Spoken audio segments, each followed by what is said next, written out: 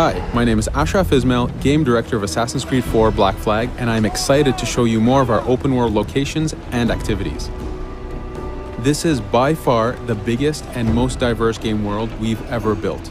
Over 50 major locations and more than 75 uncharted islands. In this demo, we will be jumping around to different parts of the Caribbean world and showing off some of this diversity. Here we are on Andreas Island, a coconut island with a pirate village. Up ahead, we have a tavern. Taverns are places where you can hire crew, pay for secret information about valuable convoys, you can play mini games, and of course, you can have a drink. To gain access to all of this, you need to prove yourself with your fists.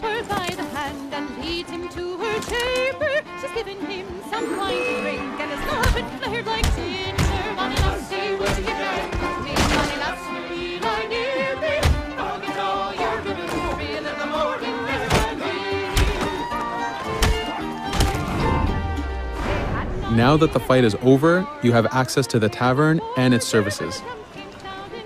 This being a tavern, there's always plenty of rum to be drank, but drinking too much will have some fun surprises for you.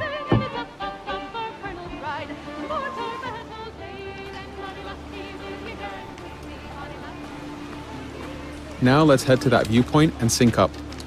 Each viewpoint in the game is a small navigation puzzle to reach the top.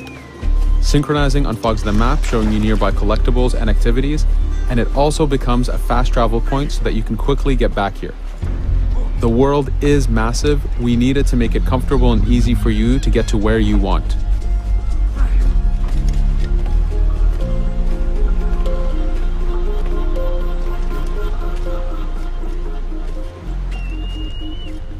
These viewpoints are also an opportunity for us to show off how beautiful and expansive this world really is.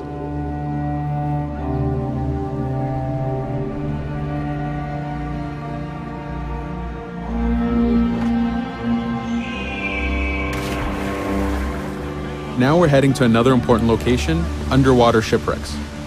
We are now able to access these locations because we recently purchased a diving bell. These are real 18th century devices that pirates and sailors used to access the underwater. Underwater is how the golden age of piracy started.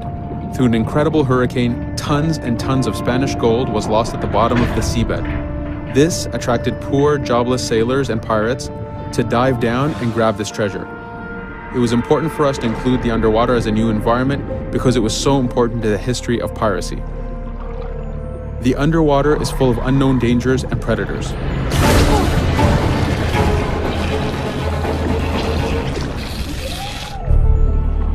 You do have to pay attention and act quick, but the risk is worth the prize as you need a lot of money to get all the upgrades for your ship, the Jackdaw.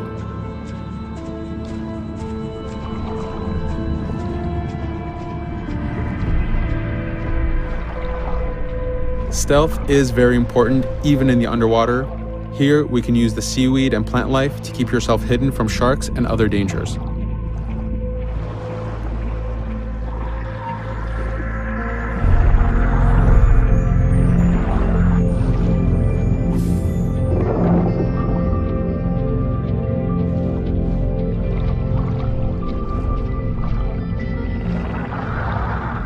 This is an air barrel. It's a one-time air refill, so use them wisely. Of course, you can always go back to the diving bell to refill. We are going to move to a different location now. This is a smuggler cave. This one happened to be accessed from the underwater, but not all of them are. Here, we ran in without looking around, and this got us in a little bit of trouble. But it was only 2 guys and we took one by surprise, so not too bad. Caves are heavy stealth locations. Stealth is key in this game. We've put a lot of effort in to make it a valuable and exciting gameplay for players. Since we came from the underwater, Edward does not have his weapons or guns. You will have to use your stealth tools to get through this. Here, we will utilize the whistle to take out the brute.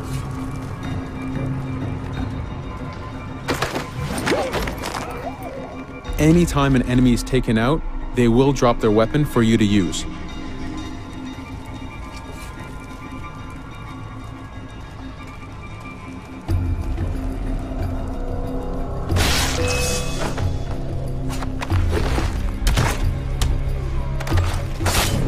Again, we are taking these guys by surprise and using their own weapons against them.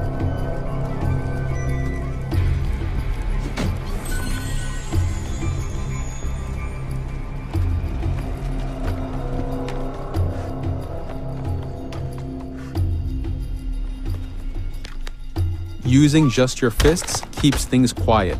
This allows you to take advantage over the second guard.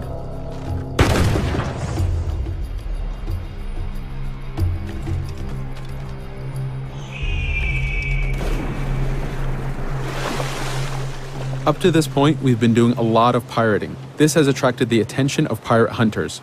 This is fed back to you with the clashing swords above the health bar. This is a first level hunter after us. You can push the wanted system to reach level 4, where you have a fleet of intense aggressive hunters after you. The horn you heard indicates that this is a charger type ship. This ship is all about getting close and ramming. Each ship type has a unique sound associated to it, the scariest being the war drums of a man of war.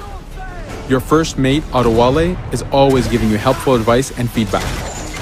The chain shot is a stun weapon. Hitting ships slows them down. Great for stopping a charger's attack.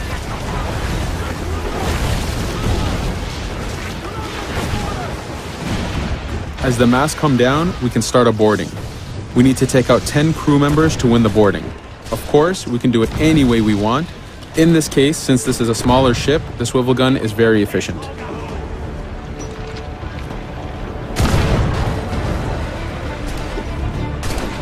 There are many objectives in the boarding system, including destroying powder keg reserves and removing the flag from the top mast.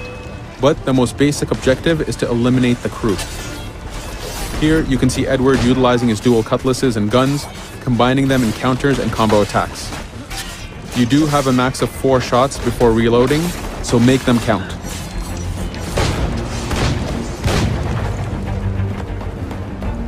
Plundering a hunter allows you to send a very powerful ship to your fleet. They are also a good way to gain ammo for the Jackdaw. In this case, we will use this opportunity to lower our wanted level.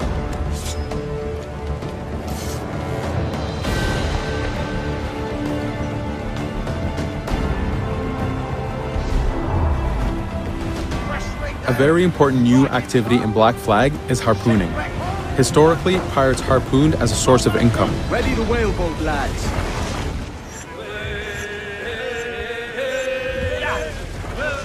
Harpooning is a part of upgrading Edward and his gear. There are many different types of creatures to harpoon, and they are all needed to get every single upgrade. Steady now, lads.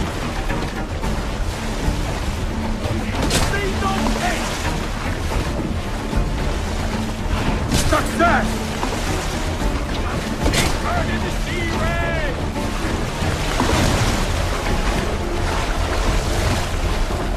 It's weakening! The blast has torn the rope! Stay sharp, lads.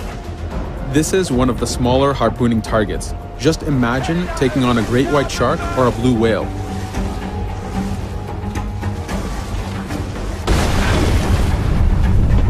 This one's dangerous!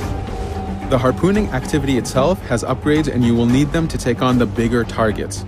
You can upgrade the health of the rowboat, the number of harpoons you carry, and the damage of the harpoons themselves.